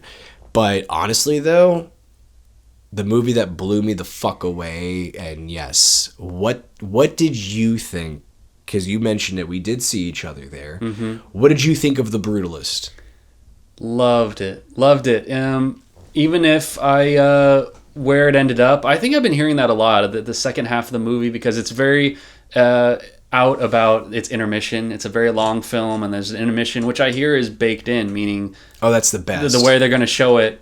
Good. It's not the kind of thing that theaters can opt out of, because you have to like literally cut the film in half. Yeah, no, which I think is great. Good. But no, it was about, more than anything, class exploitation, immigrant exploitation, which are, these are the defining issues of this era that we're heading into.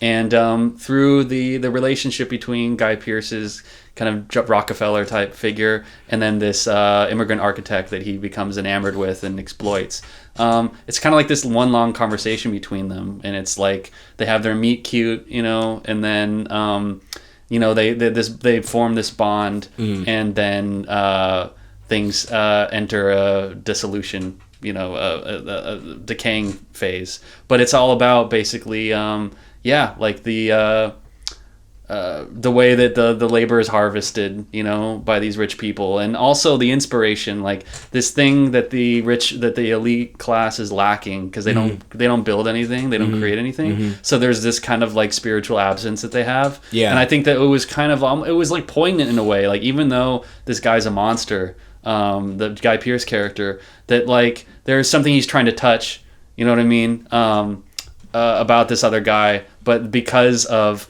he is who he is, yes, and the other guy is who he is, that relationship between them can only be expressed in this kind of like master, supplicant dynamic, that is like going to be tragic, End of the day, I was shocked that they gave him credit.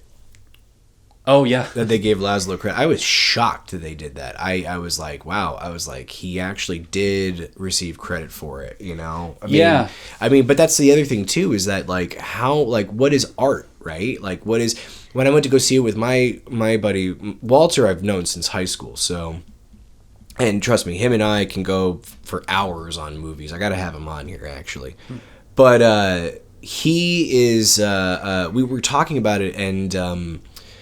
It was really interesting because, like, you forget that people build things. You forget that there's a foundation to whatever you're creating, whether it's art, whether it's actual architecture, whether it's actual, like, things that, like, somebody had to construct that. Somebody had to actually build something from the ground up and make it, sustainable, make it treatable, make it worth it. And it really just did a good job hammering home this idea that, like, we take a lot for granted in this world, in this lifetime, whether it's, coming to America as a Holocaust survivor, or it is spending your entire life dedicated to one profession so much that you become a master at it, to the point where like other people are telling you how to do it and you're just like, no, this is how you do it.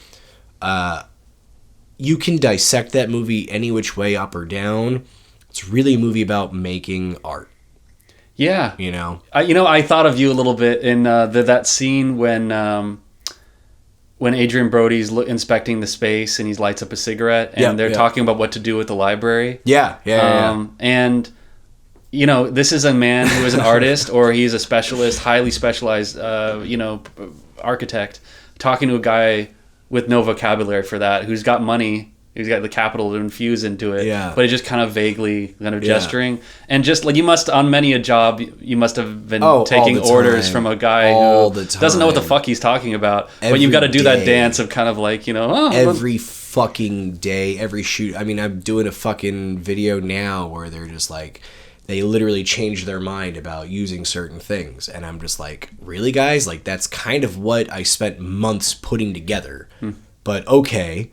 It's just aggravating, but yes, like it comes from a good place, but yeah, sometimes it's not hostile. It's not warranted though. It's not like it's a big deal. Like, fucking who cares? Like, nobody really gives a shit. You know what I mean? But for the average idiot, they're gonna look at that and go, "Oh, it opens up the room." You know what I mean? And to me, that was like it's a lot of depth. Yeah. And then to me, that was like the perfect example of. The reality of the situation, of like what is, like, how far do you push it? I think, oh God, what was it? Jesus Christ, Whiplash was the same thing. You know, Whiplash was very similar. You know, how far do you push an artist to go until it's like, what is art? What is all this stuff? Yeah, the agony and the ecstasy. Yeah. And, you know, it's got its reasoning. It has its moments. It has its things.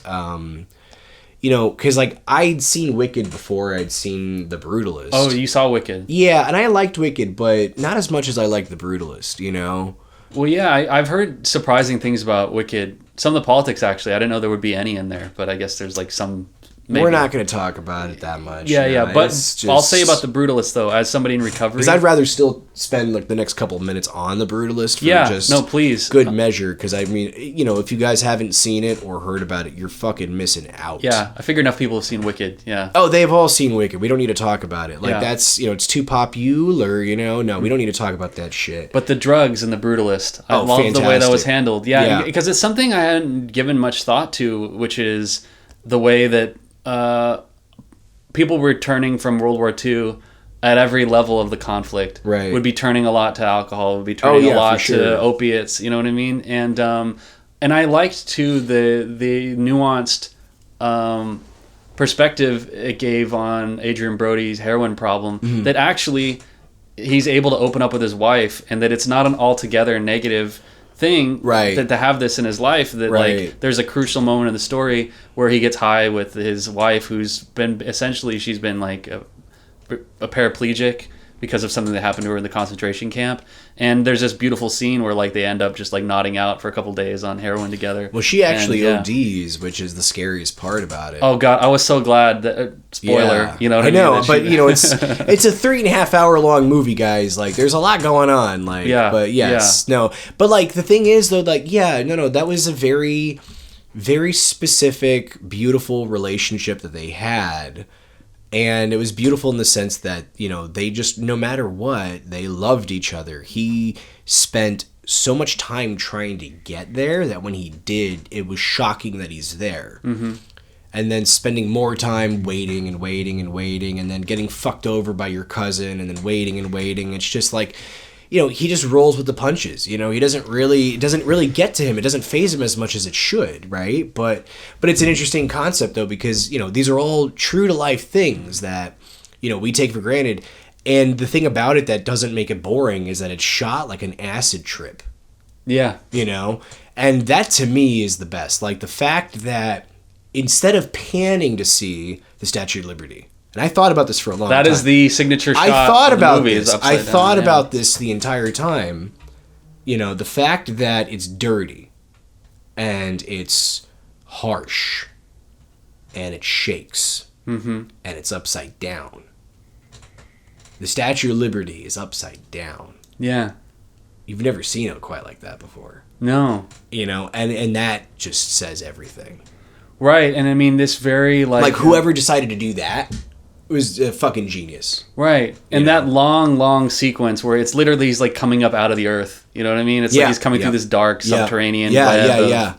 You know, it's while you're hearing about the atrocities in Europe, yes. And it's so fucking insane. Right. And very wise, I think, of the director to... He gives very little like lip service to like the Holocaust itself. You don't need to talk about it. Right. Because the characters, like I feel like he's able to indicate so much about it just through very little. I tell a lot of people the same thing. I'm like, if I told you what it's about, it's really boring. You just got to go see it. Yeah. Yeah. It's just a visually stimulating movie that has its presence. It has presence to it. Wicked has capitalism presence. This actually has. Like, I wanted to make a joke saying, The Brutalist is fucking brutal, man. You know what I mean? But it's like, it's not in the same context. It's just, it's a good fucking movie. Yeah, and you know, we talked earlier about, like, cinema not occupying, as we traditionally know it, not occupying as much psychic space as it did when we were growing up. The Brutalist is very much a movie with the intermission and the runtime, and I believe it was shot on VistaVision. I don't even know what that is. So, yes. Well, VistaVision, you know, I don't know much about it myself, but back in the post-World War II days, Paramount and Warner Brothers were kind of like always neck and neck with each other. I mean, they're right down the street from each other, too. So, but they were always neck and neck, and... the need for creating, it was almost like they created like different digital camera styles like we have now with different bodies and stuff like that. The whole purpose of VistaVision was to basically do action sequences and make them look better. So like there were movies that were done in VistaVision, but not done entirely in VistaVision. It's kind of like the way IMAX is used today sometimes. A little bit, yeah. Certain sequences. Yeah, pretty much what it is basically like akin to like why you would film in 8K for visual effect purposes, you know, for like little like stylistic stuff like that. But like the thing that makes it really interesting, and this is something that, you know, when you shoot 35 millimeter, you know, when you're shooting with 35 millimeter, when you take the picture, you know, you actually turn this over, and what happens is the film goes from left to right. With traditional cameras from back in the day, traditional 35 millimeter films, movies basically, it would go vertical, up and down. So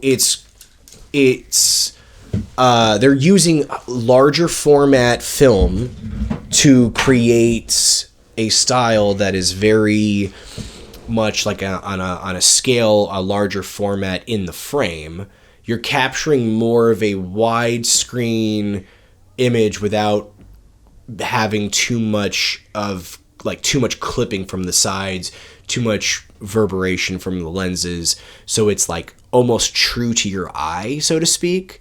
But all of this is like theoretical knowledge. Like nobody knows what the fuck I'm talking about. Basically what it is a film camera. I think I mostly follow it. Film camera that goes left to right, the end. You know, it's basically taking SLRs, like actual single lens reflex cameras, and making them into film cameras. And the style is just different. It's just a different style. And it wasn't very popular after a certain amount of time because they came up with better ways to do it. But it was the answer to how to shoot wider, basically. How to get more in the frame without using the whole frame, you know? Because then if you used the whole frame, you would start to see, you know, in the corners, it would start to get a little fucked up. So, you know, you could basically theoretically just take out the middle. Shots in North by Northwest and Vertigo were done in VistaVision to get the plane in, and yeah, things like that were done in VistaVision, but not the whole movie was done in VistaVision. So it's still relatively like it's old technology for a new school era, and it was basically a nerd going, I read this, I want to do this, you know. Right, but I'm glad it's cool. It's cool. Right, wait, it's but cool. It's this filmmaker kind of asserting how much movies matter. And I'm glad that it's getting the critical attention that it's getting because it's a redemption of that. I think more things need to be shot in VistaVision. Well, I think they probably will after this. They need to, yeah. They need to bring it back. And honestly, too, I think that it's definitely one of those like calling cards for that. You know, especially for like people who are just like in film school now. What is this? I don't know what this is. It's definitely like I think it could catch on, but that's just me. So. Well, yeah. I mean, if this dusts up at the Oscars, you know, I'm sure a lot of other people are going to see it, and you know, more than likely it's going to be up for every major award and potentially sweep. But we'll talk about that in another episode. Yeah, I'd be happy to come back. I mean, 26 movies in fucking an hour and a half. I think it's pretty good. Overall, I think 2024 was a pretty much very weak year for movies. You know, not really the best, but there's a lot of good thought-provoking ideas. Yeah. So yeah, you got a lot of homework to do. Yeah, I think I saw maybe 20% of that what you just described. Jesus Christ! But I'm intrigued. Nah, let's say 30%. Be charitable. Right. But let's do it quickly. Top 5. Ready? So, The Substance, The Brutalist. And I've been on the fence with the other ones too. I think Monkey Man is definitely up there, and this is in no order whatsoever. Monkey Man, Civil War, of course, and last but not least on my end, I'm gonna have to go with Dune 2. The worst, Beetlejuice 2, Saturday Night. I'm going to have to throw in Knox Goes Away, Dogman. Oh, God, that was terrible. And, yeah, it's pretty much my list. Yeah, Alien Romulus 2 is a pretty bad movie, so. What about you? The ones you loved and hated out of the ones. I know you loved The Brutalist. Yeah. Rebel Ridge was my number one. Okay. and my least favorite was Romulus. For Your sure. least favorite was wrong. Yeah, that Yeah, makes yeah. sense. That checks out. And I just gotta give a shout out to our boy Stanley Kubrick. I finally watched Barry Lyndon this year. You did. Nice. Yeah, Barry Lyndon. What'd you think of that? One of the greatest movies I've ever seen. Really? It's just the scope of it and everything. Yeah. Well, what I liked about it was that scope, that kind of like very ornamental, ornamental production design, just very like just every shot a painting, just beautiful symmetry to the compositions and everything. With all of Kubrick's movies, is that uncanny quality of like, this is what happens at the 99th take, Right. Oh God, the Fincher approach. Right, Yeah. But it's also a very funny movie, very warm, and like it's just about a guy. That's awesome. It's about a guy. He starts in a humble place and he ends up, he ascends to the heights of power and wealth and prestige, and then loses it all again and ends up falling back down. So in a sense, it's a very like it's about life, and it's about how you're an adolescent and the girl you want to fuck doesn't want to fuck you, and you've got a chip on your shoulder, and so that sets you into a sequence of events that will define you for the rest of your life. And that's the story of Barry Lyndon. It's a story for many of us. It's a period piece. Yeah. So I finally got around to watching that. That's cool. So the lessons from this episode is I got a lot of homework to do, but also make sure that while you're watching all the new movies that you circle back around and watch the older films that you've been putting off a while. No, seriously. Because there's probably some gems in there that you're going to wish you'd watched sooner. Like one we saw together, Killer Joe. I was gonna say that was one of my favorite movies this year. Was us watching even that. though your reaction I loved at the it. end. Yeah, I loved it. That movie had me going, and it's really inspiring me to buy some Tracy Letts plays. Yeah, just to do them in acting class. But yeah, Killer Joe was out of this fucking world. Yeah, and I highly recommend people watch that just for the Kentucky Fried Chicken scene. Or as she says, what does she say? K-Fried C. K-Fried C, yes. So that's definitely worth it for sure. And also, she's just so hot, Gina. It's just so hot. God, oh my yeah. God. But anyway, but yeah, do you have anything you want to plug? You've been on the show before, but let's do it again. Fucking plug. Yeah. No, what I'll plug is whatever our next episode is, and then I do a podcast about recovery called Emotional Sobriety: The Next Step in Recovery, and we do talk about movies on occasion there. I'll find some way to thread them in because I love movies. But yeah, it's just about living life on life's terms. In my case, without drugs or alcohol. But I'm very pro drugs or alcohol. You just can't be an alcoholic or an addict like I am, and you can enjoy them. So everyone's. I know. I get that. And hey, that is what it is, right? It's just for me, it's what worked for me. But I found there's people with overeating problems and people with all different kinds of codependency and sex addiction problems that our show encompasses. You know what I mean? So it's not just for people with my kinds of problems. For people, all kinds of problems. Mental health is a real thing, guys. I've been struggling with it my whole life, and will continue. Yeah. But definitely check it out. Yeah. Thank you. Yeah. So, well, thank you, Patrick. Appreciate you, bro. Thanks for inviting me. Yeah. I mean, you know what though? It is. I mean, when I wrote this list out, I was like, "Fuck, man! Did I really watch 26 movies?" Yeah, my attendance problem, that's a form of disability I have. Yeah. Work on that. We're going to have to do another Oscar episode because we didn't really get to Nosferatu, which I really enjoyed, but you're going to watch it tonight, so I'm not going to talk about it. So we'll do an Oscar thing. But yeah, we got to do an Oscar round. But in the meantime, guys, thank you for listening. I hope you enjoyed. And just keep watching movies, guys. Please. Keep making movies. Got to keep this thing alive. Movies. Keep it going. Thank you, guys. Appreciate you. And thank you again, Patrick, for being on. So it means a lot. Happy New Year. Yeah, Happy New Year. Seriously, right? Wow. Year in review, guys. Listen to that. Well, see y'all in 25.